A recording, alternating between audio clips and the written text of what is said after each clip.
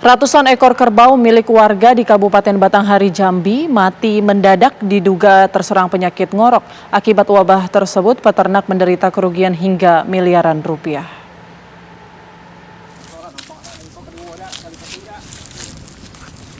Sejak 10 hari terakhir, sejumlah ternak milik warga di Kabupaten Batanghari, Jambi mengalami mati mendadak diduga terjangkit penyakit ngorok atau Septicemia epizootia.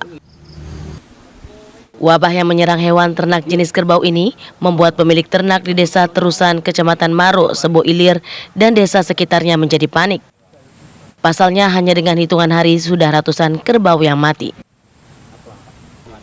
Rata-rata kerbau yang diserang penyakit pada usia muda. Selama wabah menyerang sudah hampir 100 ekor mati. Ini yang masuk di kawasan ini yang hampiran 100 ekor. 100 ekor kerbau sudah ya? Harapannya itu kan pemerintah turun tangan.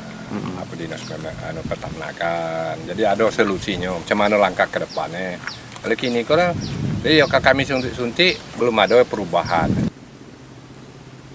Untuk mengurangi kerugian dan kematian lebih banyak lagi, sejumlah peternak terpaksa memotong paksa ternaknya dan menjual dengan harga yang jauh lebih murah.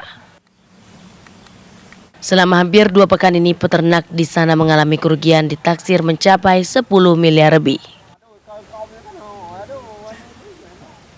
Dari Batanghari, Jambi, Tarmizi, TV One mengabarkan.